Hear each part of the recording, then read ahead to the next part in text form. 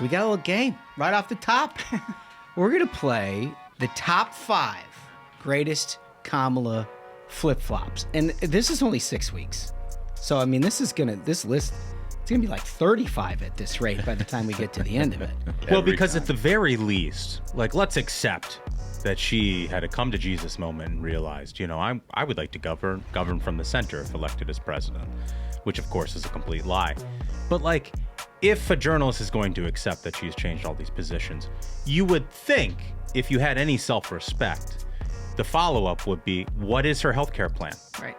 If it's not this, the thing that she voted for and signed on for and co-sponsored, give me the details of that, because I'll print that. But what I can't do is blindly, voice of God, campaign official says she reversed her position. I would argue that telling people she is flip-flopped is far too generous because she you. has not flip-flopped. Right. Her aides have anonymously flip-flopped, but until she can come out as an independent woman who wants to be the president of the United States of America, the commander-in-chief, to talk about her own policies, then and why she has changed them. And these aren't like little changes. It's not like she wants to change the tax rate from 30% to 35% or something. These are completely opposite changes she has made on big policies that affect millions of jobs throughout the country.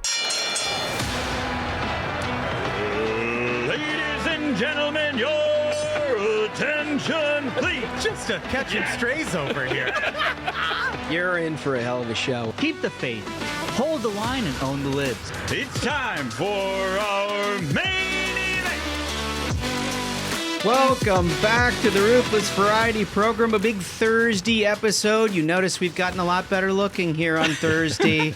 I am Josh Holmes along with Katie Pavlich. Identifying today. Identifying Yes. is comfortably smug. Yeah, I'm going to do my best. I know why you wear your sunglasses now. It's so bright in here. I know it is. It's got some good bright lights to make us look good. And actually, there's a functional purpose for it now that you're in here. Yeah, thank you. I appreciate it. Michael Duncan and John Ashbrook, left to right across your radio dial. Thank you for joining us again. Obviously, we've got a big show in front of you here. We're going to have some fun today. Yes. We like, variety. We do variety. That's what we do. Based on this rundown, I'm not going to give it away, but it's going to be a good show. What has occurred to us in the last 3 weeks, but really it's gotten unbelievable over the last week, is Kamala Harris figures out how to flip-flop on everything. Mm-hmm. Like basically any of her long-standing positions, it becomes a political liability, and she's like full Etch-a-Sketch mode. Yeah. I mean, there is not a single thing that she's done that she's going to take accountability for that polls below full 50, I think, basically. Yeah. So we got a little game right off the top. We're going to play the top 5 greatest Kamala flip-flops. And this is only 6 weeks. So, I mean, this list, it's going to be like 35 at this rate by the time we get to the end of it. So we will start with number 5. Oh, I like the drum roll. That was Duncan's idea. He likes Good work. pageantry. Pageantry. He likes pageantry. Bidenomics. Okay? You're going to here is the first clip. This is the before of Kamala Harris in clip 1, Spaghettis. All that, ladies and gentlemen, and everyone else, that is called Bidenomics. That is called Bidenomics, and we are very proud of Bidenomics. Oh, we're very proud Very of it. proud. I also love the awkward laughing for no reason. Yeah. Like, why? That's a thing, right? Her awkward laughing makes me want to awkward laugh. Yeah. It makes me so uncomfortable I don't watching get it. that. And if you're not watching the YouTube version, her face and the laughing makes it so much worse. It does make it It so makes much it worse. worse. It's almost like she's laughing because she knows somewhere deep in the recesses of her mind that this is a terrible idea to have on camera. She's like... It's almost like she thought she wouldn't have a political Yeah, future right. Yeah. after that, but all of a sudden she does. Yeah. So that's like, why "I'm she's saying latched." she doesn't want it anymore. I'm latched to this old man. We'll see if we can't get it over the top. So that was then. This is now. Let's play clip 2. A loaf of bread costs 50% more today than it did before the pandemic. Ground beef is up almost 50%. Oh, You know, if she ever catches the people who are responsible for that kind of thing, Right. they're going to be in deep trouble. Well, we made some progress because she's complaining about the price of ground beef instead of trying to ban the eating of ground beef. So I Right. guess we could count that as another kind of Yeah, change a mini flop. to reality, a mini flop. Uh-huh. So at least they're talking about it instead of trying to ban it. But isn't it amazing? I mean, look, I thought one of the most sensational things about the DNC was the fact that they were basically trying to run it like they weren't responsible for all of these things. And like she didn't do all of the things that she did within the context of Bidenomics to support what the president's agenda was. Like she just happened upon all of these huge inflated prices. Well, the crazy thing is that when Biden-Harris won, they put her on the Biden ticket back in 2020 because to placate the far left, right? She was the far left candidate. Right. And the deal they also made was that she was going to be a partner in Right. everything that the Biden administration did, which is why from the beginning, every press release says the Biden-Harris administration, when normal administrations usually say the Trump administration or the Clinton administration, the Obama administration. There's some things they share on, but not everything has a hyphen. That's an insightful And they point. and It's it a great does. observation. Yeah, It really they is. wanted her to be tied to everything. They wanted her to have credit for these things. And now all of a sudden, Politico's like, how dare you latch them together? Well, they latched themselves. Yeah. They did the latching. I think there was an assumption in some Democratic circles that, because Biden kind of went up to the line of saying, like, I'm only going to run for one term, but didn't say it explicitly, obviously. He left the door open. But, like, I think there was assumption that, like, she's being groomed to take over. Joe Biden's probably not going to run again. I mean, like, Yeah. we all know he's not really capable. But then the old man didn't want to let go. I know it. Right. And she knew it was her only chance. Yeah. Honestly. I mean, she didn't make it to Iowa. when Well, that's everybody the thing. It running. was Exactly. kind of a lotto ticket for her in the first place because she got blown out of the presidential primary before. Yeah, she called Joe Biden a racist. Yeah. There were plenty of reasons to believe that she wasn't a huge fan. But then she got this like lotto ticket, her only pathway to higher office. Yeah. Yeah. And then all of a sudden, there she was, and they're like, "Well, no, you're going to be along for the ride on everything." She was like, "Great." I That think it's sounds amazing how she's not getting any scrutiny for like helping to push Joe Biden out. Yeah. Like what? It looks like you helped push him out. Yeah. good. Nobody's She asking. laundered it Funny. through the Dude, Obamas. you're right. It's bad enough that they staged that whole event at Fiserv in Milwaukee for her to accept the nomination remote. Yeah. Because it was The bad blood. Yeah, it's bad blood. They didn't want her in the building while Obama was there because Biden's still very angry at Pelosi and Obama. Yeah. Yeah, but Rachel Maddow and Joe Scarborough don't say it's bad blood. They say there's like tremendous unity on the Democrat side. Yeah, right. Right. It's so good. All right, we got to go to number 4. Let's do that. Oh yeah. It is good pageantry.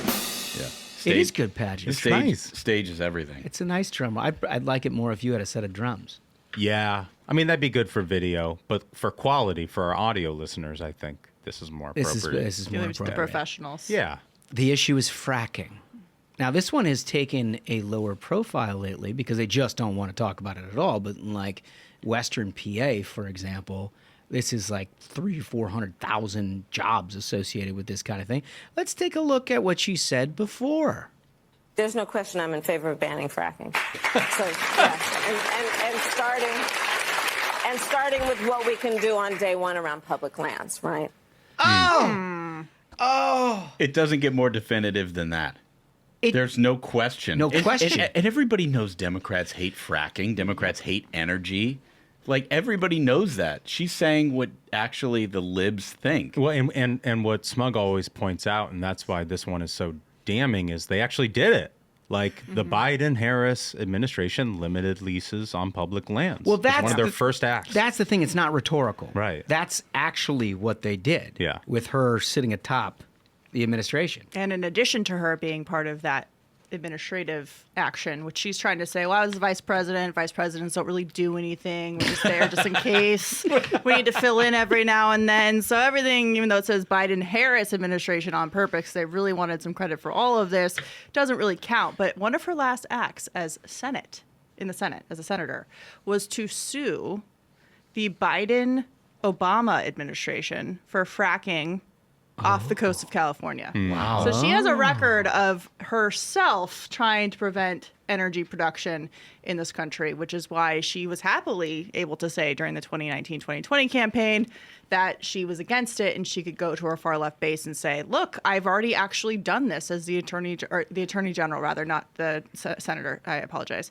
So as one of her last acts as attorney general of California was to sue the Biden. Yeah. I mean, this Obama is why you have Pavlich. She's bringing the receipts. except Senate and Attorney General. That's we okay. don't pay attention. She has a record. I'm just trying to get through the long record of things. Well, That's all. that is sort of the funny thing is like, if you listen to Democrats, you're like, she's ready on day one. She's got all this great experience. And it's like, okay, well, what she? experience? Let's take a look. You don't talk about her What about being that? vice president. Yeah. She's currently vice president, and we're not going to talk about that experience because it's all tied to bullshit that went terrible. And the one thing, too, is when Biden started giving her all these big portfolio items, they were like, well, these are really big items, and that's why she's been given them because she 'cause can she's do so it all and blah, blah, blah. And then when she failed at them, they said, well, these are just bad topics that every president gives their vice presidents when they don't want to fail on these top issues. So they're trying to have it both ways all of the time. It's to the avail office her of any space. responsibility. It's the office space thing of like, what would you say you do here? Yeah. You know? Which also is like, I mean, look, is it total confirmation of the hard leadership that she's provided? That she's basically like, no, I don't do anything. Yeah. I just sit there and observe. I do things differently. Perfect politician. Yeah. No, perfect. Great. So here's afterwards, Kamala Harris does a fracking flip-flop. According to the Wall Street Journal, Kamala Harris performed her first big political backflip of the presidential campaign on the weekend, reversing her support for a ban on fracking for oil and gas. Now, of course, she doesn't do that first person. Wouldn't want to do this. This is what the Tom Cotton clip was all about that we played on Tuesday. None of this is her to camera. It's all Right. through aides. Oh, no, she's Exactly. reversed that. So she maintains her ability to go ahead and do it. Right. She comes in day one, continues some kind of like ban on fracking, and she's like, "Oh, I never said that." Yeah, no, those I were didn't- aides. yeah. They didn't. It was, but I mean, look, it's only because she has to win. There is no other path other than for her to win Pennsylvania. Yeah, I think it's a 94% any election outcome in which she's put into the White House involves Pennsylvania. It has to. Yeah. I mean, she has to sweep everything else in order to get 270. So, you have 400,000 or 500,000 votes that are affiliated with that. And she's like, oh, no, I'm not for that anymore. Yeah. I would argue that telling people she is flip-flopped is far too generous because I'm with she you. has not flip-flopped. Her Yeah. aides have anonymously flip-flopped, but until she can come out as an independent woman who wants to be the president of the United States of America, the commander-in-chief, to talk about her own policies, then and why she has changed them. And these aren't like little changes. It's not like she wants to change the tax rate from 30% to 35% or something. These are completely opposite changes she has made on big policies that affect millions of jobs throughout the country. I'm going to take her at her word during the first campaign, which she Right. failed, and I'm going to take her at her record in the Senate and as Attorney General of California. I totally agree. It's a consistent record up to this point where you've got an anonymous aide. Here's one thing I think maybe it'd be helpful to clarify on this issue. They announced that she's doing that joint interview with Dana Bash with Tim Walz, her VP. Oh, that yeah. She's got her emotional support white man. A victory to women everywhere Yeah. that she has to total Wow. along an old white man to Yeah. do her first. Yeah. But great question for Dana if you're listening, and I hope you are. If you become president, are you going to reverse that executive order that Joe Biden signed limiting oil production on federal lands? Yeah, because you said you flip-flopped. Because you said you support oil and fracking now. I'd like to ask her, what is fracking? Yeah, Oh, that's wouldn't a that be great great? What is fracking? Yeah. Exactly. Yeah, and then you get 2 minutes of an ayahuasca trip. She can't put a She say it sentence happens together. in Europe, I hear. I don't know. It's the best thing. I mean, she's from San Francisco. There could be a whole lot of definitions of fracking in that That's like, situation. maybe don't maybe ask her that. I might get some answers you can't unhear. You Yeah. want the 15-second dump button for sure. Dump is a good way of putting it. All right, so number 3.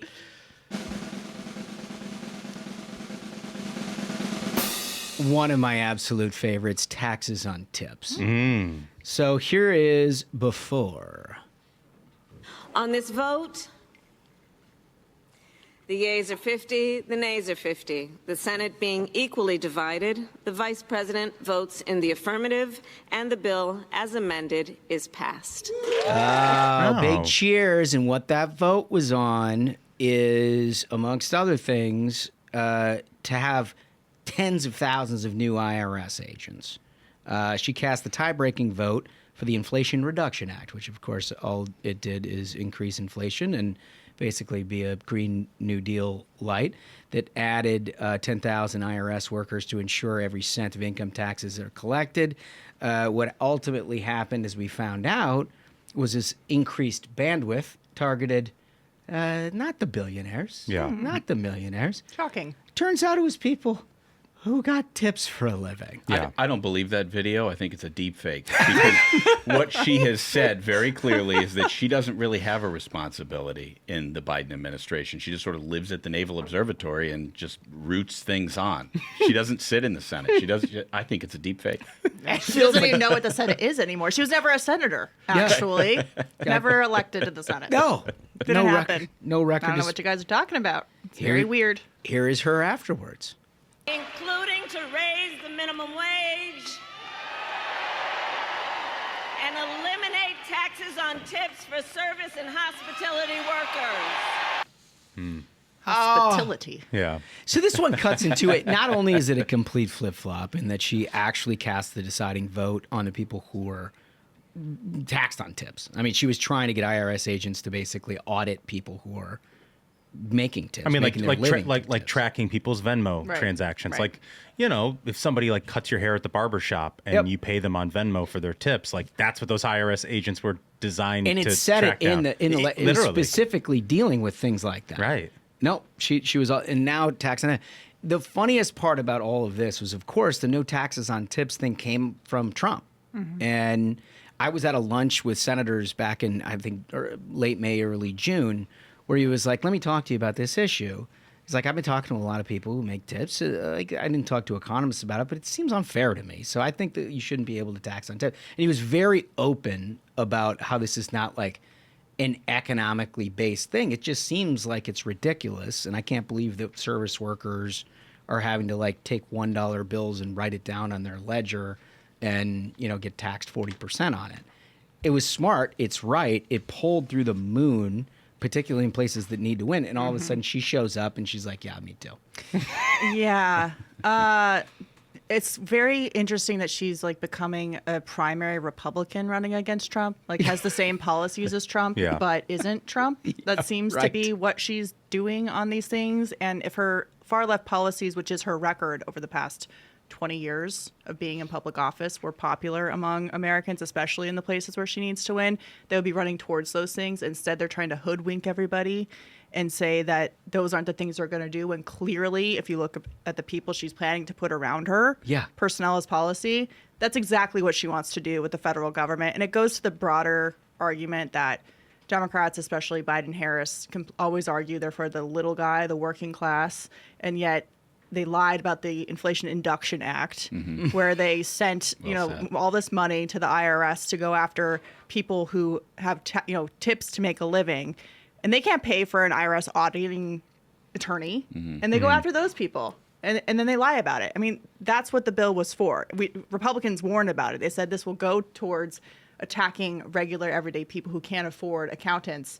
And that's exactly what's happened. And now they're going to act like, again, they're for the little guy, and they're also against taxing tips. I mean, they Yeah. love taxes on everything, Well, including your death, by That's the way. that's the thing that's so funny about the Democrats supporting no taxes on tips. It's the first time that we've had a public policy discussion, in my lifetime at least, where we've discussed eliminating taxes, where the Democrats aren't like, "I demand a pay for." Yeah. You know, Yeah, like, right. how are you going to raise What revenue? about the debt? You know? What about the debt?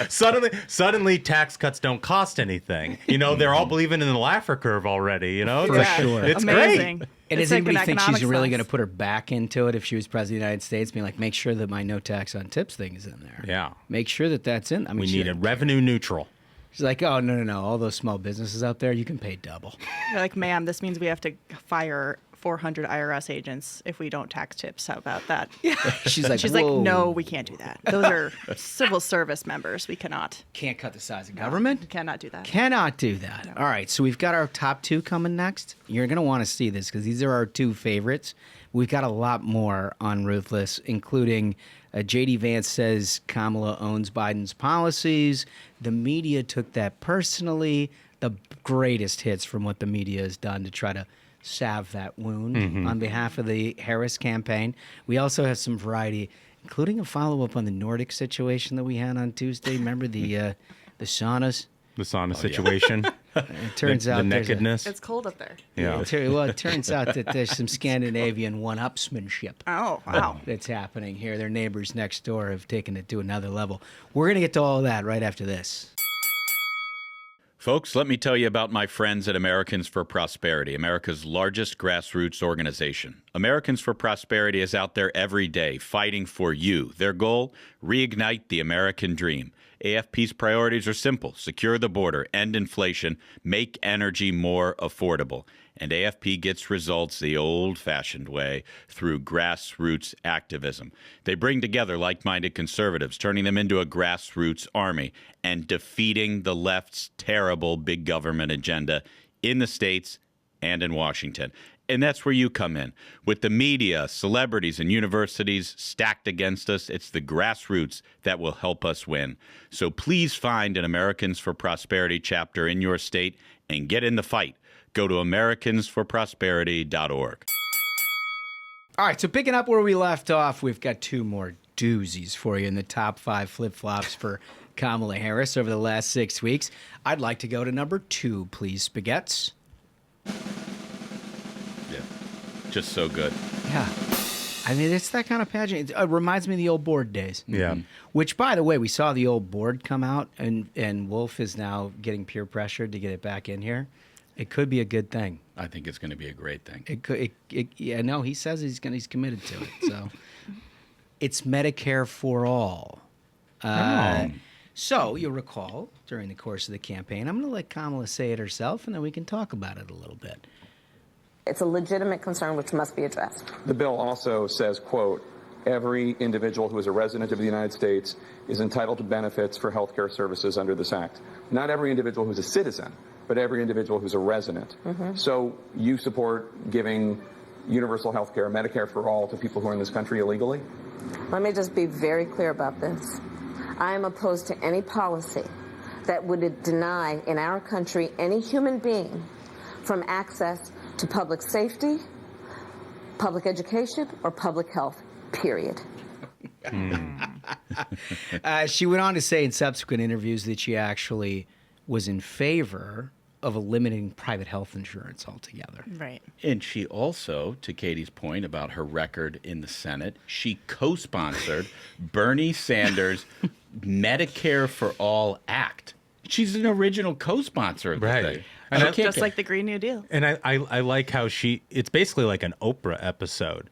He's like, Tapper's like, all right, so does that mean also illegal immigrants get health care? And she's like, basically like, yeah, Jake, but that's not enough.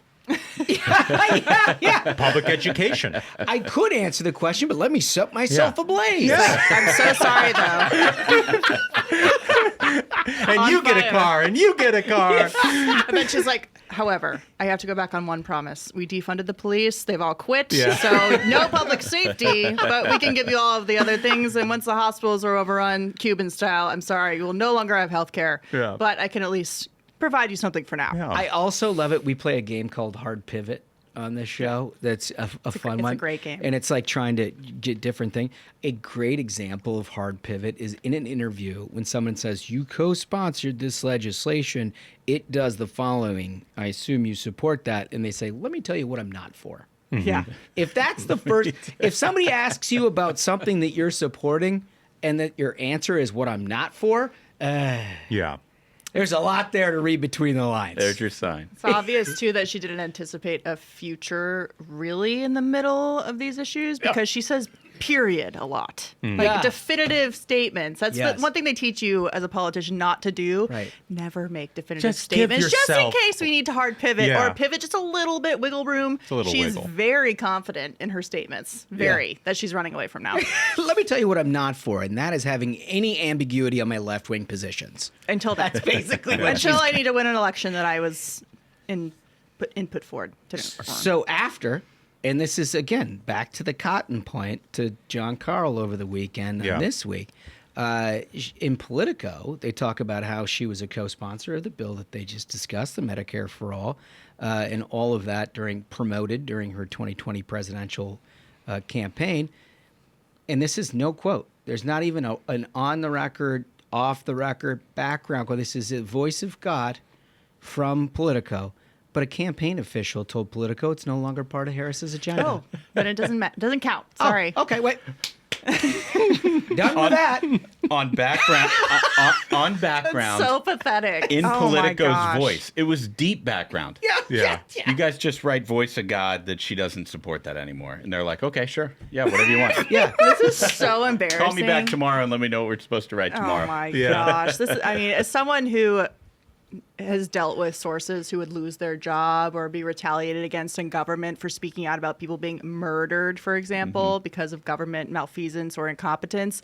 The fact that journalists are just like journalists are accepting these deep background or off the record sourcing on these really pathetic, basic things. It's Right. like if you had any dignity in your craft, you would say, on the record, we're not publishing it. Right. But instead they do. Right. It's They do. crazy. Well, Every because time. at the very least, like, let's accept that she had a come to Jesus moment and realized, I would like to govern from the center if elected as president, which of course is a complete lie. But like, if a journalist is going to accept that she's changed all these positions, you would think if you had any self-respect, the follow-up would be, what is her healthcare plan? Right. If it's not this, Yeah. the thing that she voted for and signed on for and co-sponsored, give me the details of that, because I'll print that. But what I can't do is blindly voice of God campaign official says she reversed her position. And Well- pretend you don't know anything about her previous positions. Right. Well, but it's Like, even. when did she say that? I don't It's know. even more sneaky than that. It's no longer a part of her agenda. Agenda. Doesn't mean that she doesn't still support it. It's not on the agenda. Yeah. We'll right? see. We'll see what Congress cooks up. It's like, I don't know. I'm looking at the TPS report, not in the top 10. So we're going to go at the top 10 for now. The So Medicare crazy. thing is so crazy too, because it's like you guys rated Medicare to pay for subsidies for electric vehicles, where companies are Yeah. losing billions Great of point. dollars, and also to ban fracking. And yet you think that we can do Medicare for all for everybody in the whole country? It's it amazing. costs money. Yeah. It costs money. And also, It's You need not- tax on it's not tips. You free. cannot not tax tips if you want Medicare for all. There's Also- going to be lots of taxes on tips for that. we started phase 1 of this with Obamacare. Remember, we were going to bend the cost curve. Right. How's that going? Totally. Costs are up. Totally. Costs are up. All right, so this is number one. It probably won't come as a surprise because it is the most brazen. I mean, just pure balls in my view. Let's go to number one.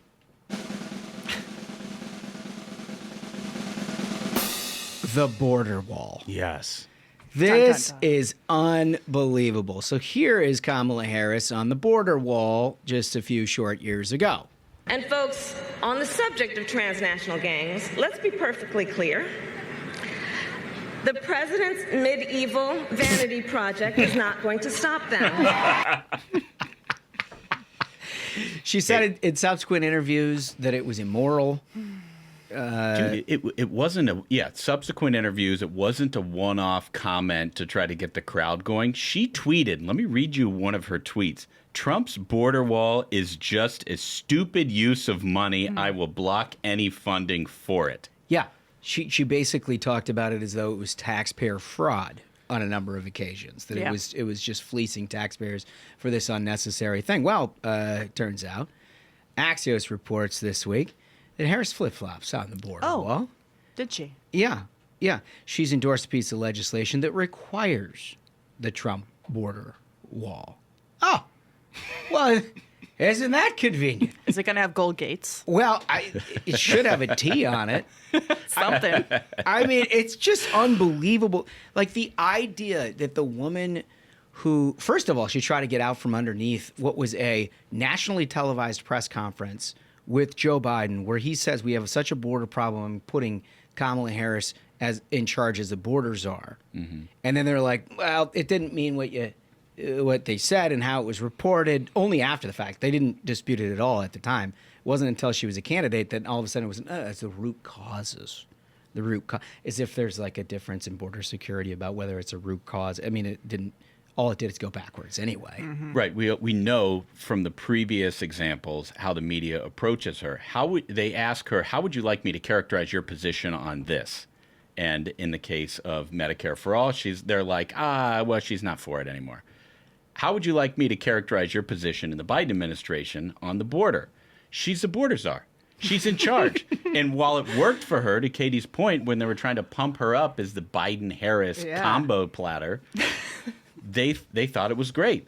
Now it doesn't look so good. I love that. Biden-Harris combo platter. Not anymore. A la carte now. Right. Going It's a la very carte. a la carte, but again, in a tradition here on all five, Harris campaign says. Harris campaign. We're not even talking about Harris campaign. The background is now encompassing like 500 people. Says that the border deal that she's talking about is a whole lot more than the continuation of wall funding. Oh. And Okay. Deportations, maybe? And it's a tiny fraction of what Trump has proposed. Okay. First of all, Trump wanted a border wall that cost $5 billion. I know. These cities like New York City have spent like hundreds of billions of dollars as a result of not building the border wall. Do you guys remember how big that fight was over $5 billion? yeah. It was ridiculous. The only border wall that Kamala Harris supports is the one that's sitting in a lot, rotting away. Right. I mean, the I've Biden seen the administration, pictures. I've been there. I've stood in the lot with these border wall pieces that were bought and paid for by the Trump administration. Biden comes in, they let them sit there, don't put them up. They're already there, ready to go, paid for. The contractors are ready. Contracts are signed. And they sold it all off. So now you have to redo the whole process of getting the materials, getting the stuff for the wall, getting the contractors to build it. So they're starting over here. I mean, they left these pieces in New Mexico. They're in Texas. They're in Arizona. They never put them up. They were ready to go. That's the kind of wall that she supports, one that's laying flat in the sun. That's Yeah. it. Man, that's a great point. In the Crazy. interest of total integrity, which we do here on the Ruthless Friday program, there are other walls that she supports. For example, the walls that hold inmates inside of prison cells. Those are ones that she's seen as long overdue to be well opened. Yeah, we're going to bulldoze those.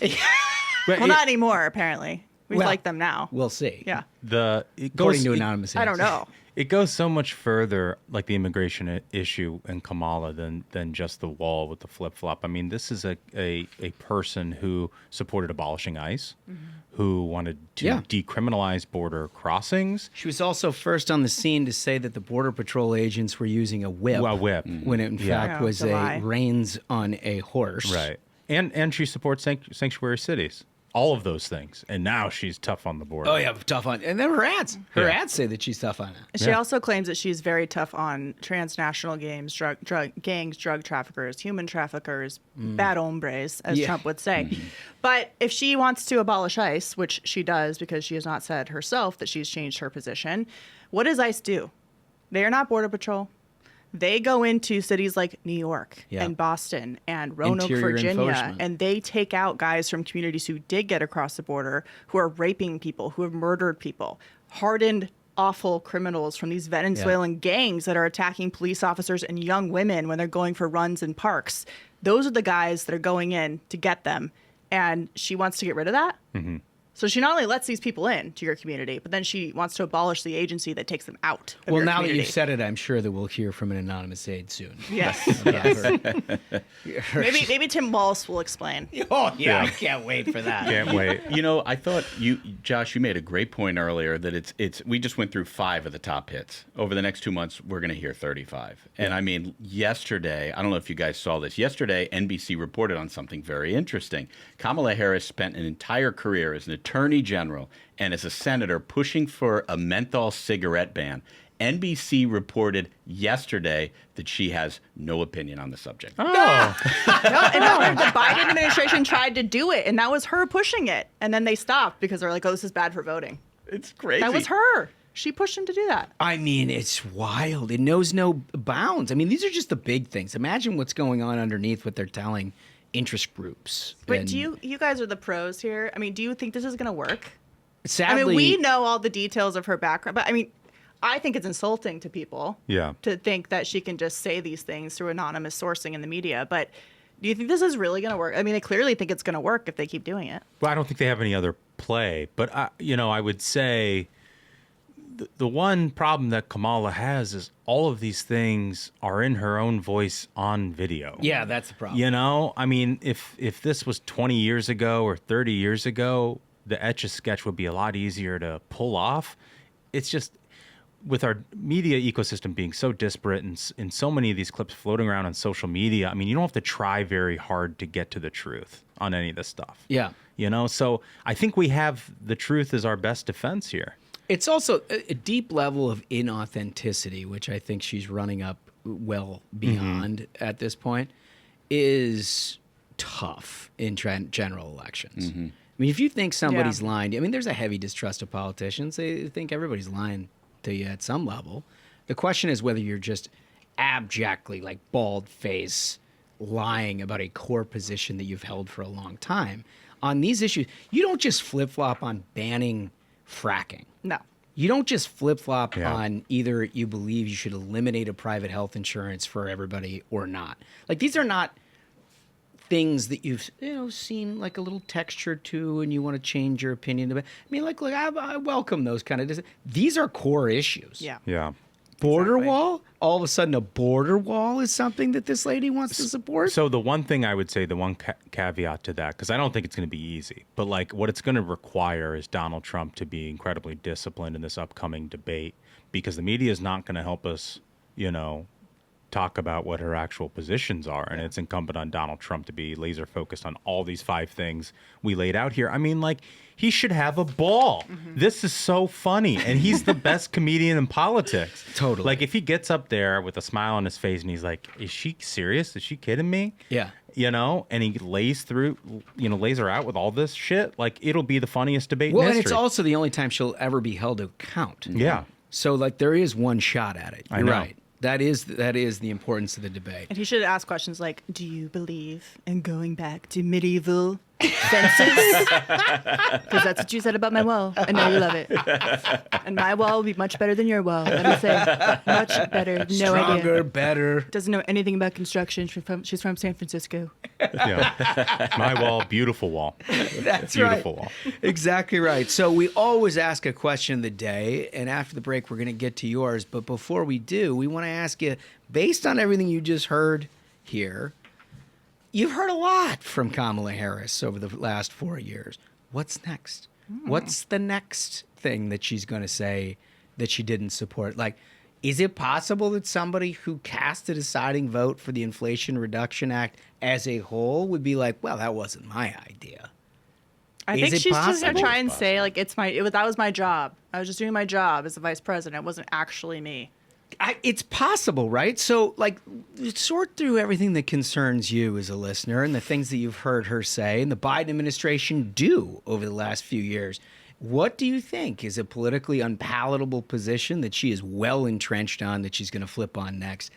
I think that provides also a nice little research docket for all of us to sort through for next week as we talk through all of your responses, of which we read every single one, as I said. So we'll get to what your comments were on Tuesday's question, which is whether the question that you asked, whether undecided voters are actually I'm curious. going to buy any of this rebranding. We got some incredible thoughts from the listeners right after this.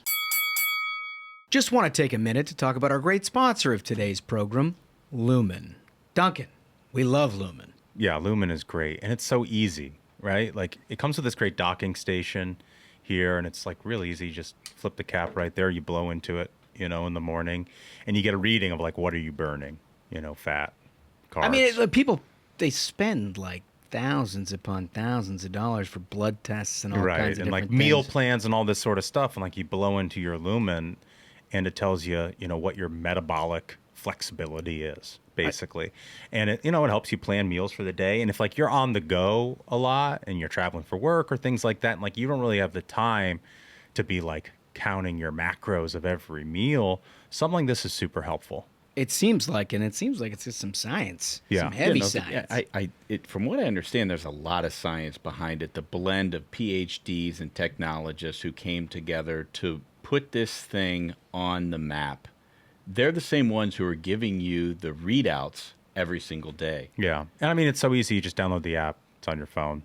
The device is very user-friendly. People have tried to come up with all kinds of different diets. The reality is the metabolism that you have is your body's engine. Right. Once you understand that, which this thing tells you, you're much smarter. Well, because everybody's metabolism is different. Right. Like what you burn is different, and it's dependent on like how active you are and your schedule and all of that sort of stuff. So like, don't take somebody else's plan that they wrote for themselves. Like you can make your own by blowing into a lumen. I love it. So if you want to take the next step in improving your health, go to lumen.me/ruthless. Get 15% off your lumen. That's lumen.me/ruthless for 15% off your purchase. Thank you, Lumen, for sponsoring this incredible episode. Okay, so coming back with your comments, our question was whether you think undecided voters are actually going to buy any of this rebrand, the flip-flops, the everything else. Can Kamala Harris basically undo everything that she's done in the public eye in 6 short weeks and have people believe any of it? Your comments were instructive. I loved hearing all of them, and we picked a few that we certainly love here in the Variety Program. Let's start with the voice. And you know what we always say, like and subscribe if you wish to opine. First one comes from Charlotte McKell. Charlotte writes, the quote, rebranding might have worked if she had come out the right way and given a press conference. She needed to state her changes in policy and why. But after close to 40 days of saying nothing to the media, people are now suspicious. After 40 days of saying nothing to the media, people are now suspicious. Also, stealing ideas from Trump doesn't help either. I think the American voter is onto her, and nothing will help. None of this will help, yeah. Yeah, none of it's going to help. Great comment. I think that's right. I think there is an element of that has maybe eliminated or mitigated her ability to totally pull this off. Like, if you were brazen about it and you just went out and put it in the candidate's voice, people are like, maybe she changed your mind on some of these things. But when you're doing background aid stuff, It's so pathetic. you know what I mean? Oh, like, it reminds me of the John Kerry Bush race. And so when I start seeing people with flip-flops on their car and Kamala Harris on it, you know, like they like wind wave field, around in wind the cell. wind. I'm looking forward to seeing those again. It's a very cheap way to make a point. It Yeah. really is. Dunks, what do we got? This comment is from Bonnie Glick. Oh, is this Foldy's mom? We love Bonnie. Foldy's mom. She's the best. Wonder Woman. I love this. Matt Foldy, great friend of the program. The comment is, the attempted rebrand of Comrade Kamala to Cool Kamala is doomed to fail. The big question, though, is how far the mainstream media will go to cover up the fact that she's really clueless Kamala. Senator Cotton was spot on during his interview with John Carl. Give that man an extra slice of birthday cake. Oh, long-time listener of the program. She knows darn well. And what she said she liked and subscribed. So Good. you'll Good. appreciate that. You knew you can count on Bonnie. She has a great Yeah. cowgirl boot game, too. And say. she's right. I mean, you know, 6 months ago, nobody considered her a president. They considered her a punchline. You know, Even Democrats. right. Yeah. Right. I went back to read all the things that people were publishing, like in the Washington Post, about how she should drop out of the Biden ticket because she was tearing him down. Yeah. Oh, And yeah. now the times have changed. Yeah. Yeah, they're It's like, amazing. She can do no wrong. She can do no wrong. She's amazing. Forget everything we said about her 6 months ago. People love her. She's amazing. Very articulate. It's incredible. Very transparent. And the guy she picked for vice president is a sex symbol. Evidently. That is a rough sex symbol, let me just tell you. Hey, every lid has a pot. Yeah. Every pot has a lid. I'm trying to figure out. No, I'm not going to go there. I got that. Okay. All right. So the comment 3 comes from Alexander Barr. Undecided voters or decided voters, it doesn't matter. Too many people still buy into the mainstream media. The minority of voters actually do their research and don't buy into this rhetoric, all caps. That's probably true for the most part, and I hope you're right for the large part. the more people that tune into the program, the better. That I can agree with. Truth will eventually trump lies. Great point. I do think, look, it's easy to be so cynical about our political system right now and wonder how the hell you've gotten so many people who just live in an alternate reality, right? I mean, you look at polls of people like liberals, is border security a problem in this country? And like 70% are like, no, not at all. It's not a problem. And you're like, what are you consuming? Like, where do you live, right? And so, I mean, that's the point that Alexander's making here, which is, if you're choosing your news based solely on to just sort of supplement your own thought processes on all of these things, like it's problematic, and maybe you can get away with this sort of thing. I think they're also willing to lie and say that there isn't a problem with the border for the sake of preserving politics in the Democratic Party. Like, everybody's seeing this and feeling it. They know what's happening, and they're just willing to say, oh, nope, not a problem. We're totally handling it. The government's got it under control. I mean, Katie's 100% right with that, because just look at how they turned on a dime after Biden dropped out. Yeah. I mean, there was a large part of the Democratic coalition and like influencers online who were like, we will never drop Joe Biden. You know, it would be... What was that little douche that they employed, the TikTok dude? Harry Sisson. Yeah, Harry Sisson. Mhm. That guy's my favorite. He embodies what is the like core of the Democratic Party right now, which is like saying like most absurd, demonstrably false things, and like Joe Biden's the greatest. He's the healthiest and smartest and best thing ever. And then they switch to Kamala. He's like, Kamala's the greatest, the healthiest, the smartest, and like no change whatsoever. He's just like, we're going. Right. Like Andrew Bates at the White House. He's like, he's not dropping out. Okay, he dropped out. He dropped but out. We didn't know he was dropping out, even though they never told us he wasn't dropping out. I don't know what's happening. All I know is I'm not really going to be doing anything for the next 3 months because Biden's going to the beach and California. And after that, I don't know where he's going to go, but probably not here. And that's why you need to vote for Kamala Harris. She's basically running the country, everybody. Yeah.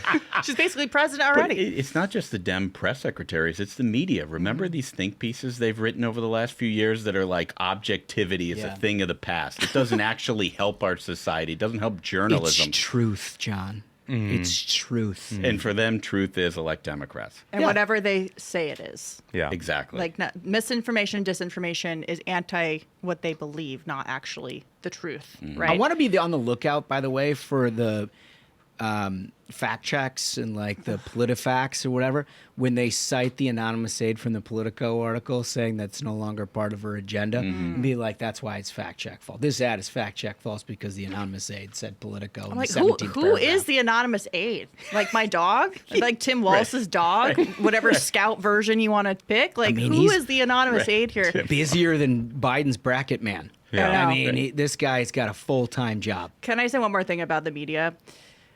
The media has a huge impact, obviously. They're still very powerful despite saying they're irrelevant. They're not irrelevant. But I do think that Trump has an advantage in the sense that Kamala is hiding from everybody. She's going to do CNN, with all due respect, not the largest audience you could go for. Trump is doing these podcasts with millions of listeners. Yeah. He's doing every kind of media he possibly can in different audiences and people who aren't necessarily political. Yeah. Like these cultural podcasts that he's been doing, they're not political podcasts. No, I mean, they're reaching a new demographic, maybe not in the right states necessarily, but generally the information ecosystem, he's getting into places where people are hearing from him that she has no interest in going to. You know, it's really smart. I mean, these viewership numbers have been sinking like a rock for CNNs and the ABCs and NBCs, and people are going somewhere else. And where they're going, shows like the Variety Program. Correct, yes. Yep. And basically everything that Katie Pavlich does. I don't care. Everything what Katie Pavlich, I don't care. Maybe not everything, If you but stream, we you like to stream. say it. If you're on cable, you're cable. Wherever she goes, that's where we watch. Yeah. If she's hunting on television, people are watching. My Yes, goodness, indeed. that's great content. Yeah, it is great content. I didn't bring you guys any exotic meats this time. That's right. It's too hot to be lugging a bunch of meat around. Next time, though. Your point is a very good one. I actually had a conversation with a reporter today about how smart that was. You know, it's one of the reasons why we wanted to do Ruthless in the first place is to try to get people that we know don't have a source that can have fun, that can laugh and make fun of these things, and that's our audience, right? But there are other audiences that deal with cultural issues that are very similar to what we talk about on the Ruthless Variety program, but it's not political. Right. And like the stuff that he's doing, these podcasts they're reaching millions of voters that don't vote. Yeah. They don't vote. I mean, so, we looked at 2016 in a situation where Trump all of a sudden brought out an enormous amount of unlikely voters. Not never voted before, but like rarely voted. And then 20, he repeated that with a lot of like rural ex-urban.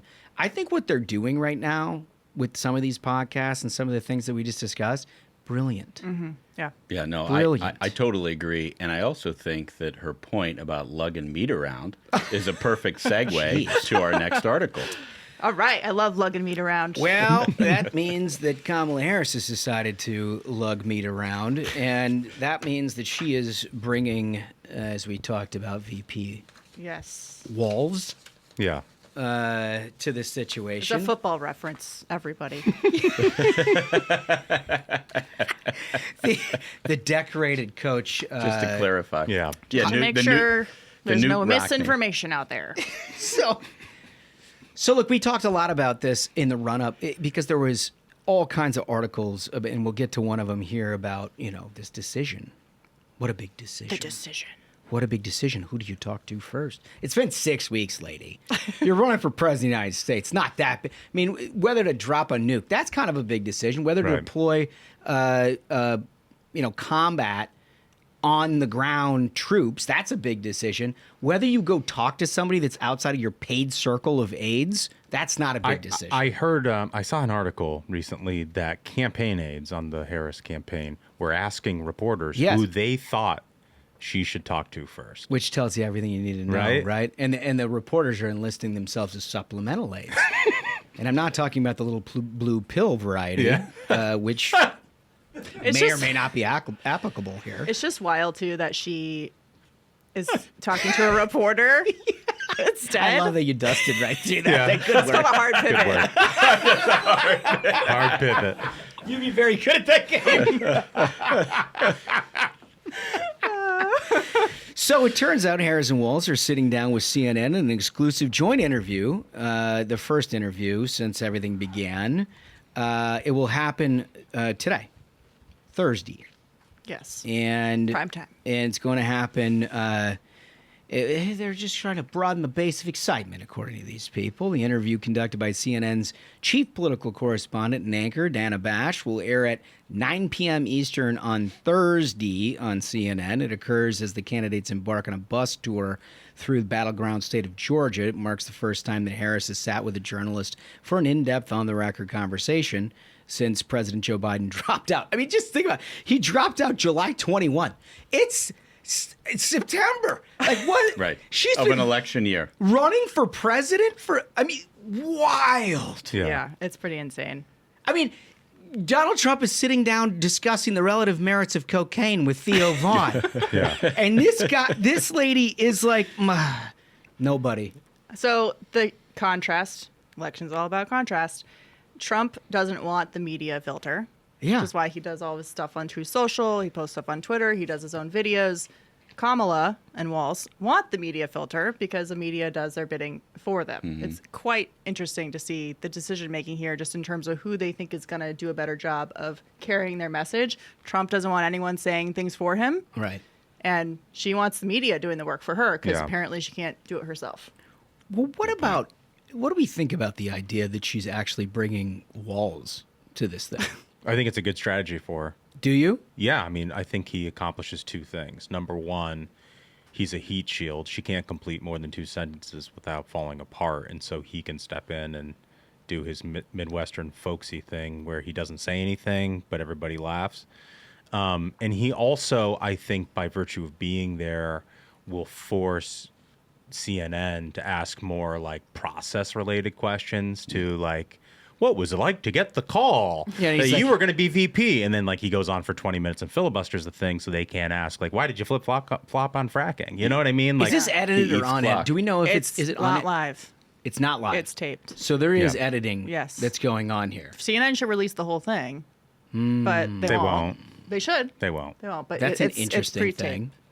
mean, so my view of this thing that I've talked about the last 3 weeks was like inevitably they're going to get 60 Minutes in there, as all establishment Democrats and certainly establishment Democrats that reside in the White House do, to try to clear this question of whether they've done an interview. And what happens is you sit down for 3 hours if you're a Democrat. They edit it down to like a good 20-minute segment, part of the 60 Minutes thing. In consultation with the press secretary. Yeah, and it always comes out looking fantastic. And they're like, look, we answered all the tough questions. What I didn't realize until I started reading all the TikToks about what goes into their decision making is that she's like the only Democrat in the history of Democratic politics that got roasted on 60 Minutes. She went on 60 Minutes and she was like, oh, that didn't go well. And they're like, well, they're going to edit as best they can. She's like, it doesn't look good. Still not going to be good. The cutting room floor is not big enough. It's not big enough. You know, like she sat down with Lester Holt and was like, She's like, well, I haven't been to Europe. Yeah, I mean, it's like, yeah, what? Here's my thought on this interview. She hasn't done a single thing of import here over the last few weeks. I know she's been preparing for this conversation incessantly. She's capable of carrying a small interview for a limited period of time that's edited, and then giving the media something to say. Oh, she killed it. Remember how all the Republicans said she was going to be bad? Well, she didn't split her pants. Let me just say this. Like, we've been in the political business. We've done this for a lot of people, you know, prepare for interviews, debates, that kind of thing.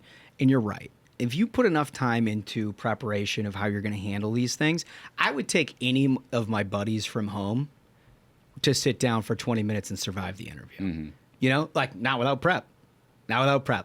Like they'd say some pretty offensive stuff. But with prep, I'm pretty sure we could get through that. And on the back end, if you had a compliant media saying you did a great job, like we'd be fine there. Mm-hmm. Yeah. So like this, don't expect that Kamala Harris is going to trip and split her pants on the way into CNN. Now, it's entirely possible, but I just think with that kind of 6-8 weeks of preparation to do one interview that you're, like you said, you can defer some of the time to a guy who's going to tell hokey stories about his time and, cleaning gutters. I clean my own gutters. And doing all this stuff. Very and dangerous. And, you mind your damn business and all that.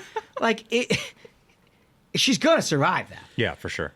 The question is whether or not the Trump campaign and everybody else can keep the pressure on to get her on immediate defense where she has to explain beyond that. The debate plays a big role. Well, I think every day she's not preparing for that debate is a win for us, honestly. Mm-hmm. That's the one thing I like about the timing of this is she's going to be forced to prepare for this CNN interview. Like, it should be hard, but it's going to be hard for her to prepare.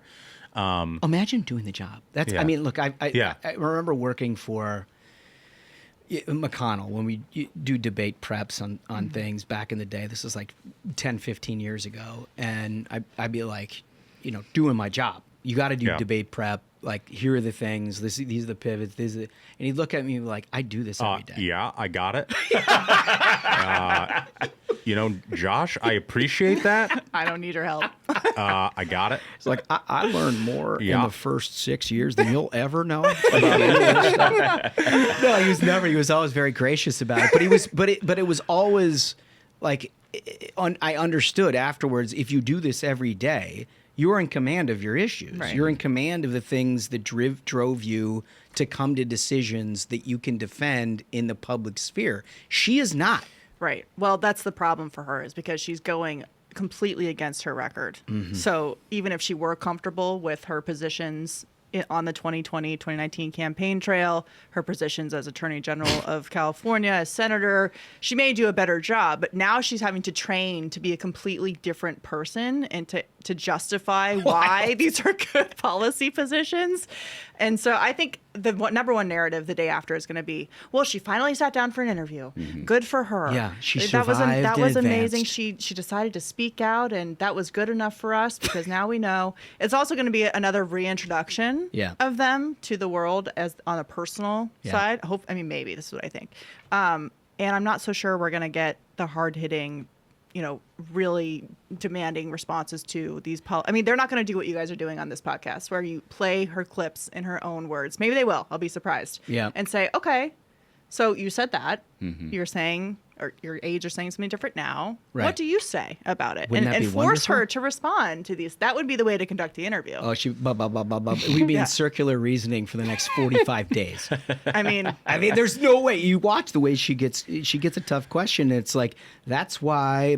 Yeah, you've really got to think about time and democracy Yeah. and the duality of democracy. and the Venn diagrams. She should just say, Buses. I'm just unburdened by what's been. Yeah, no, she is definitely unburdened by what has been. There's no question There about might be that. a risk too of over preparation because a lot of the same people prepping her for this interview and the debate are the same ones who prepped Joe Biden for the debate for so many days at Camp David. That didn't So, go well. Yeah. As far Yeah. as they rehired them. Yeah, They that don't fire didn't- anybody. No, they, in fact, in this Politico article, when they were talking about all of the strategy that you alluded to, where they were talking about 2 reporters about who they should have as a reporter, and they were like helpfully providing some advice, there was like 10 different aides that were listed as key parts of the decision. Oh my God. And again, like, look, if you're talking about boots on the ground in Syria, I get it. Take your time, make sure you get it right. Shouldn't she decide who she's going to talk to? If this is ultimately I mean, honestly. But if this is ultimately just about who's the first person in 8 weeks that you're going to talk to outside of a paid circle of aides, like, come on, dude, that's not presidential. Like, that's just, it's so bad. If I were running for president, potentially being the first female president, as I said earlier in the show, I would want my first interview to be by myself, solo, to put my flag in the ground about where I stand. To be like, I'm To be like, qualified I'm for this. qualified, Yeah. I'm ready for the job, vote for me, I'll make your life better. But instead, she has this weird buffer. And everybody's been saying, like, well, it's totally normal practice for the nominee and the vice presidential nominee to do a joint interview after the convention. I'm like, yeah, but that's if the nominee, the head principal, has been doing interviews with other people leading up to this point. This is Right, the right. only one. Right. It's That's- the first one. That's It's exactly right. embarrassing. He's kind of on a leash here because the other component of this, in addition to providing a buffer, I'll say that correctly, it's certainly not something else that rhymes with that, is Tim Walz is expressed, and can we put graphic 1 up? This is crazy. The danger in sending him out to do a solo interview is that he might not have full command of where Harris is on every issue. Literally doesn't know. Because she doesn't know. I was going to say it's because the candidate doesn't know. Yeah. You know what I mean? This guy could be. He's like, I watched all the tape. I got that all nailed down. And the aide's like, I got bad news for you, dude. It's like, this is not football, sir. Can't watch the game tape. It's old. We got a new team playing now. None of that matters. We were a wishbone offense. Now we're going to Exactly. spread. Pretty much. Yeah.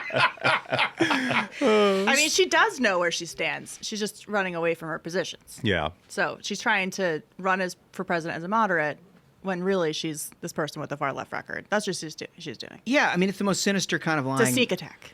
around in that it's not just flip-flopping to gain political relevance.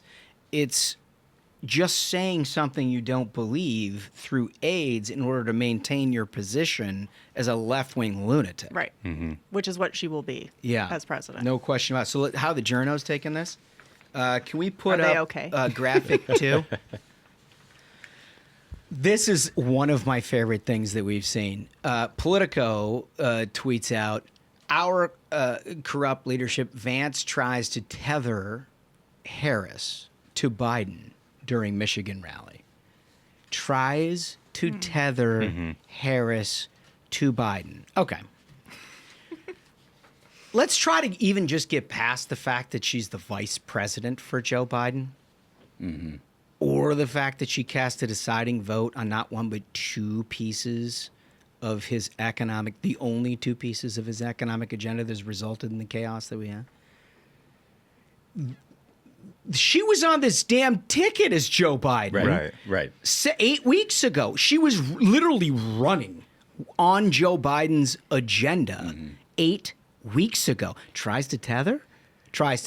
Listen, No, it feels like the tether was tethered. let me just tell you guys. I know I get a lot of hard times on this show for having journo buddies. Oh, here we go. And typically, and as Katie knows, the reporter doesn't always write the headline.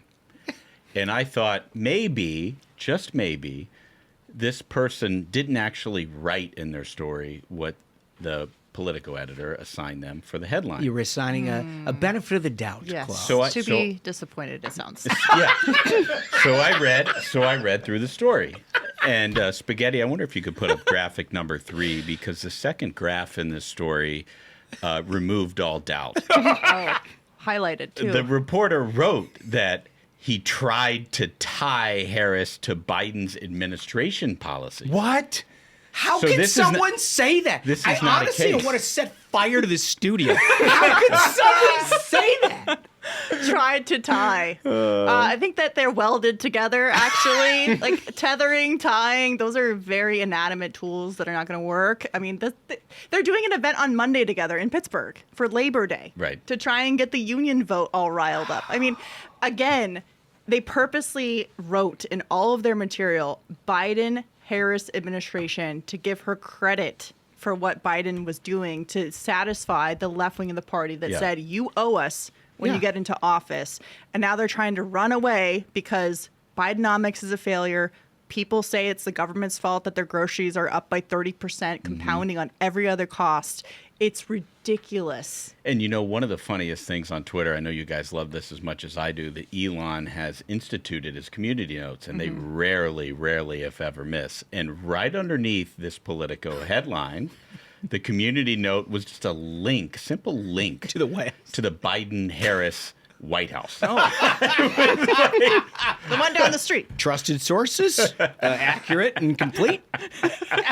Verified. Verified.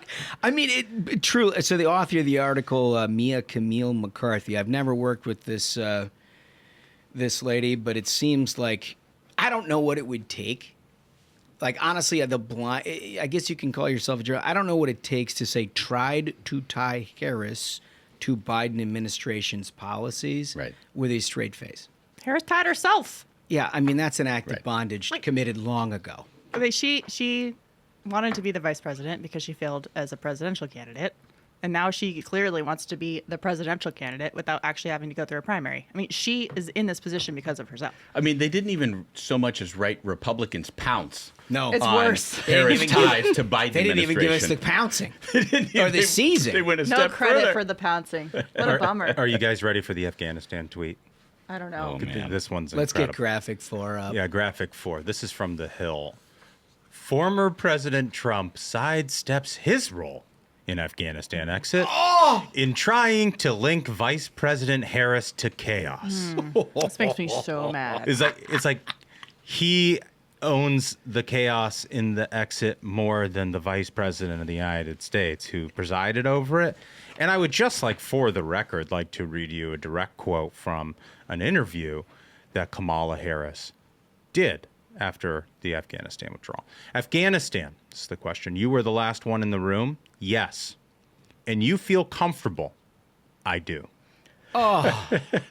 It's just wild. Oh, well, Yeah, I that know. sort of eliminates it. Just trying to link her, you know? Yeah. It's wild to me. It's Spaghettis. Will you put that back up again? Duncan, I know that your old man was an editor at a lot of local papers. Oh, yeah. And I know that you, Katie, have written a lot of headlines in your day. How often do you try to wedge a prepositional phrase into a headline? In trying to. Is that a headline? I would get rid of a few words there. I would get a red pen, and well, red pens are offensive now, so maybe a black pen. But yeah, there's an edit button on Twitter now. We can all just edit this on the internet. Dude, the artisanal nature of his love that. prepositional. You're really singing to the old man on that It's one. true. It happens to be true. You just don't do that in a headline. Well, Everything's it's declarative. Too much. It's too much. But the weak writing reveals the sleight of hand, right? Like they do that. They know it sounds like shit, but they don't care because their only goal here is to go ahead and distance Kamala Harris from literally the president selected her as vice president. It implies that Trump failed. Yeah. It's like Trump in trying to link. Right. Which implies it's a failure.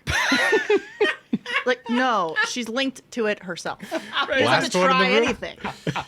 anything. Just incredible. All right. So, listen, that is what's going on up here. Nothing great. We're getting close to Labor Day. You're going to see a lot more of this insanity as we get closer.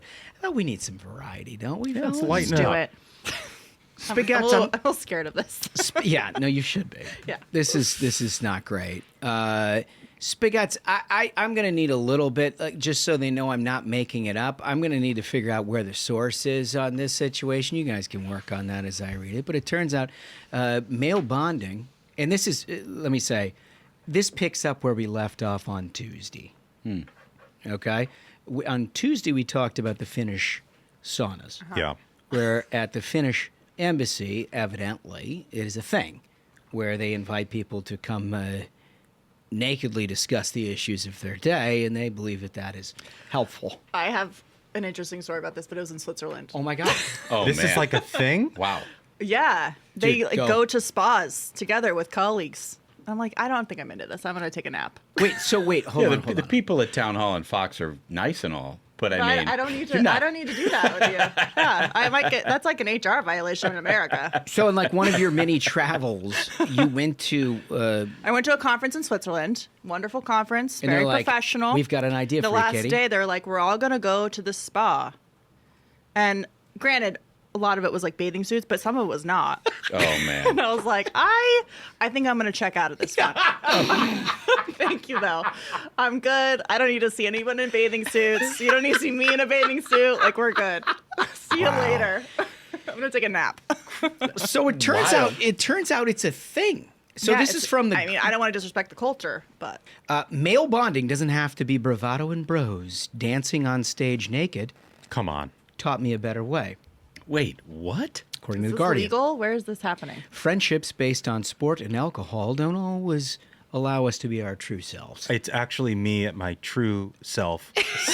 Actually, it's my self-actualized self. The subhead, shared vulnerabilities enrich our lives. Okay. Okay? You're not allowed to drink beer and watch football. In other words, You you're know supposed what? to dance on stage You're naked. supposed to be naked with your friends. This is why I'm just gonna go on my rant about Europe. Ridiculous Like- thing ever. With the due respect, like everyone thinks Europe's so great. I'm like, there's no air conditioning, there's no ice. You're supposed to dance around naked with your bros. Like, all right. If that ever gets to like in a 30% chance, I'm out. Like that is like, how about the first one of your bros who suggests that? Hey guys, we got could an go idea. golfing tomorrow. The other thing we could do is, I don't know, just get naked and dance. You guys good with that?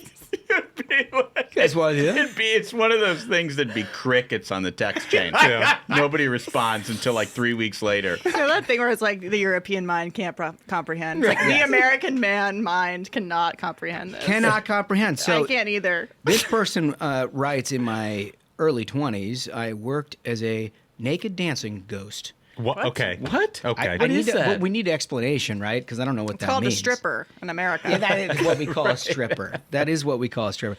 I was a late stand-in for a production of Richard Wagner's The Flying Dutchman. Okay. A couple of evenings a week, I strolled in the dark to Malmo Opera Functionalist's home with its marble-clad columns and huge, warmly lit window surfaces. Despite the cultural stereotypes of Swedes being entirely comfortable with nakedness and always stripped off in public, I was embarrassed and ashamed of my body. In fact, that is why I applied for the job. I mean, this reads like an opening scene to Eyes Wide Shut. Like a therapy session. I love it. He's like, Fidelio. Open the door. I hope there would be a form of therapy. I mean, look, there's conquering your fears, and then there are some fears that are actually good for you. Yeah. Shame is a good thing. Yeah. Or used to be anyway. Yeah, this one's actually good. If I'm naked a couple of nights a week, the shame should disappear. No. I reasoned. No. There's There's a lot of interesting words in here I think you should not read. Like a lot of them. Many of them. Because I haven't read I don't it. think you should keep going. Oh, really? No. It gets worse? I think of the blurring images. We got to blur right over this whole section. Again, this Yes. is why Pavlich is very good for There's us. too many. It's very specific. People have suggested long ago that we add somebody like Pavlich to keep us within the 40s, and this may be a perfect example of that. I mean, there's just some things that all audiences don't need to hear or put in their mind. You're like, you can't unhear things. This next paragraph gets into that zone pretty quickly. That sounds like a do not read. Do not read past this point. Let me just say, I just need to read one sentence. This is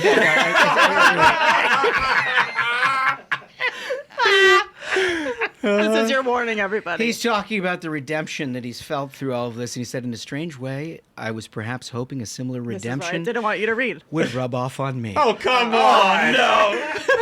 It gets worse. I know. I was gonna leave it. Do we need to keep reading? No, do not keep going. Okay, all right. We're gonna leave it. Are here. your mothers listening? You don't want them to They hear do, this. but you know what? Strangely, they they all criticize it, and they have to criticize it in front of their friends. But I think they think it's funny. They do think think it's it's funny. funny. They do. I do think they And think they're it's boy funny. moms, so it probably doesn't phase them at all. Oh, totally. They've heard way They've worse. heard all of it. Way Yeah. worse. But in the interest of mixed company and to maybe drive some traffic towards The Guardian, you should look this thing up yourself Yeah. because it turns out the Finnish and the Swedes, the naked thing is not just like an aberration. It's a thing. This line is funny. We were fragile, powerful, ridiculous, and funny all at the same time. Yeah, see, look at who's reading it now. Look who's reading it now. Fragile? Really? That was just embarrassing.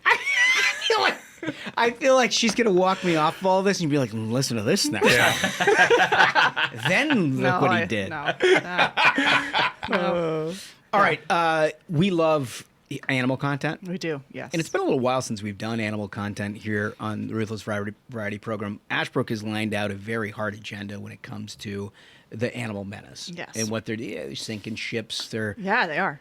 Some people might call it a hard line. I like to think of it as that we are the people for the ethical treatment of people. Nobody's I like looking it. out for people. Everybody's looking out for animals. Nobody's thinking about the people.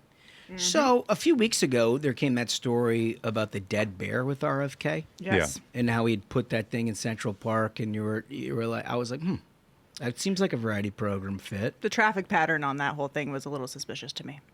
It was like Brooklyn, Central Park, Carrying the Parkway. dead bear There's like a everywhere. lot of weird motions. Yeah. Lots of traffic. You didn't need to go through for that. And then Right. You dinner could've and done then it the in the airport. river. Yeah. Just dump it The on the river side was of the faster. road. Yes.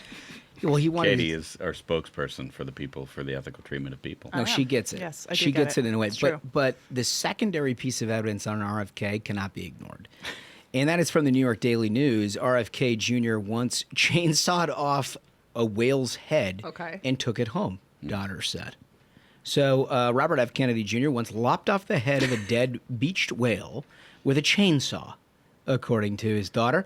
The incident came long before the current Donald Trump supporter and former would-be presidential candidate staged a dead bear cub in Central Park to look like a bike accident as a prank, some 4 years after doctors reportedly discovered a dead brain worm. I mean, what an incredible graph. Yeah. In an article. There's a lot there. A They lot. just jammed in. That's like nothing but SEO. What is J-Lo and Ben F? Right. Traffic driving right there. Can we get Trump, brainworm, whale, Bear cub. bear cub? Can we? Yeah. I think we can, and I think they're going to try. But you might find it interesting that my take on this is a little bit different than the like rah RFK cutting off a whale's head and researching it, because I think that's a very good thing to do with a dead animal that's on the beach and you're curious, right? So For research. He has an element of Howard Hughes. This is so in great. him. It's for the good of a people. But again. I think here's the thing. This is written in the New York Daily News right now in 2024 after RFK has let down the left. Yeah. He is not continuing on with their bullshit conversation against anybody who will question them. This is a rewrite of a magazine piece that appeared 12 years ago in Town and Country magazine. Oh, fascinating. And what the New York Daily News did is not just rewrite the Town and Country article, they actually reframed it. So let me read you a little bit of the contrast between what you heard in the New York Daily News and what was written 12 years ago in Town and Country magazine. In the New York Daily News, as you pointed out, Josh, they wrote the incident came 4 years after the doctors discovered a brain worm. He lugged a chainsaw and hacked off its head. And what's more, he has a freezer full of roadkill. And then at the bottom, the kicker is a fake environmental group urging a federal investigation. Come on. Okay? That's what the New York Daily News and the media is writing about RFK today after he endorsed Donald Trump. Town and Country in 2012. Listen to this, guys. It's very, very different. The headline, Camelot continued. Wow. No! No! It was a glowing profile of his daughter, and it talked about their family commitment to environmentalism. and it said that RFK likes to study animals. And it emphasized nature, nurture, and Mother Nature. Wow. I'm not like it is two different takes on the exact same vignette. And they got it from that. They got it from that. And so just think about it. Before RFK had the temerity to stand up and say, hey, I'm not really sure about the way things are going in our country. Remember, everything about RFK was tossing football at old Hyannis. Right. You know what I mean? Every picture was him sailing and worrying about the environment. Today, they're out for blood. Well, and it's the exact same thing for Donald Trump. Oprah used to love Donald Trump. Yeah, totally. You know, Yep, totally. have him on the show. Won't you please consider running for president, sir? Yeah. You know, in the 1980s. Yeah. And then he becomes a Republican suddenly. And now he's the devil. Well, that's a nice distraction from the dead whales and the beheading. Yeah. But I think we should get back to the Well, I topic think at the hand. whale had it coming. Well, I mean, I we've think it's seen a lot actually- of whale aggression. It's a missed opportunity. The whale is already dead. I mean, sawing true. off the head, you should be harvesting the blubber for whale oil. Right. true. Think about the ambergris. The ambergris, that is so valuable for making perfume. I mean, there is a fortune to be made on the beaches. Well, there's a lot of dead whales now because all of the new wind farms are killing them Right. in the same area. So there's a lot Exactly more right. opportunity now for that. Yeah. and a true environmentalist uses the whole of the body. Yeah. Can I ask a few logistical questions here? Practical questions. Okay, the entire freezer full of roadkill, is this like a separate freezer that's labeled, or is this intermixed with roadkill. household items? I bet you. Well, it's we've like- invited him on the program. I think you intend should to ask this question. It's like I intend to a ask. Marie Callender's right next to like a whale Yeah, steak. right. It's got to be exactly. a garage freezer, right? Wolf, can we Yeah, circle? but you could have some real food in there. And Yeah. just one more thing. Everybody makes fun of minivans. But this says They that do. they secured the whalehead to the family minivan's roof. Nice. I mean, that's pretty baller. Like, Yeah. minivans can do a lot. Yeah. First of all, there's no chance that you encounter an act of road rage if you have a whale head It's on like the top of bleeding your down body. the side of the minivan. If you're looking at You a, might call the cops. if you're actually looking at a family roadster with a full head of a whale on top, you're like, that person's could. Are They there no could do photos anything. of this? Are there photos of this? Unfortunately, they doesn't did not appear to have be photos. How would you not have maybe, photos of maybe this? maybe the family has them. They weren't supplied it to the Town and Country I profile. think they would be. Somebody ought to take a picture. We'll ask. Anyway. We'll ask. It ought to be seen. I think you should ask him about it before I pass judgment. I think he's going to have a great answer. To be honest Yeah, with I you, agree. I mean, everything he says, he's got something like a background that the media will never carry. To be fair, if he came in here, is there a bad answer to that? He No. sawed off the head of a whale. If he wanted the skull, We're it's with actually him. pretty cool. Yeah. If it was dead already, he didn't poach it. Yeah. I mean, it's I mean, think if I it's pretty couldn't- normal, if- actually. Right. If I couldn't have like a T-Rex skull in my house, second best is whale for sure. Right. For sure. Like For put it sure. in the foyer. Oh, It's a conversation starter when people walk through the door. But in the media acts Meet like my whale. Yeah. the media acts like it wasn't going to be picked up by a backhoe Right. and then or maybe Exactly. exploded on the Right. beach. Right. You know, they're like, oh, it's just terrible. He used a chainsaw to cut off its head. How could he do that to a dead whale? These people are so sheltered. a They have dead no idea what actually happens in Yeah. the world. Nothing. Nothing. They have no idea. So, listen, couple of housekeeping items here at the end. Remember our question of the day. What's the next big flip-flop for Kamala? You know it. You're going to know it better than anybody else, but it will show up, and there's going to be about 30 more, so you tell us what it is beforehand so we can be educated on that. Second of all, Katie. Thank you for having me. Thank It's a you. blast as usual. If I Outstanding. encounter any roadkill on the way home, I will report back. What do we need? What are you working on? What's going on? You can catch me on Fox. We're covering the election right up to the minute, so I'll be there, and also, of course, Very running the team at definitely. Town Hall. So, Very definitely, I might add. I love your coverage. thank you. We're on having Fox. fun. It's good. So It is. grateful to be there, and here we go. 2 months to the end of the road, we think. Well, So, you are welcome back here anytime. And remember, Thank you you got to for having me. like and subscribe the Variety Program. That's how you and your friends can see more of it. Check out our merch while they're there. We got some new items. I've talked to some people who actually think that the sewing and stitching, Michael, very well done. Good. when very are you well going to done. have Smug sunglasses? Ooh. That's a good item. How have we not thought about that? Yeah, we're working on it. Hey, Wolf. Yeah. Wolf's working. Wolf's working All right. on it. Wolf's Just working on it. wondering. Got to Yeah. represent when he's not here. When he'll be back. So, with all of that, thanks to all of you and literally the tens of thousands of people who are joining us beyond what usually listen to us almost every day. The growth has been exponential, and that is thanks to you telling your friends about it and listening to what we're up to here. Keep doing that because we love having you. In the meantime, I think we did it. This is Tehani. Another banger of an episode, folks. So until next time, minions, keep the faith, hold the line, and own the libs. We'll see you on Tuesday. Stay ruthless.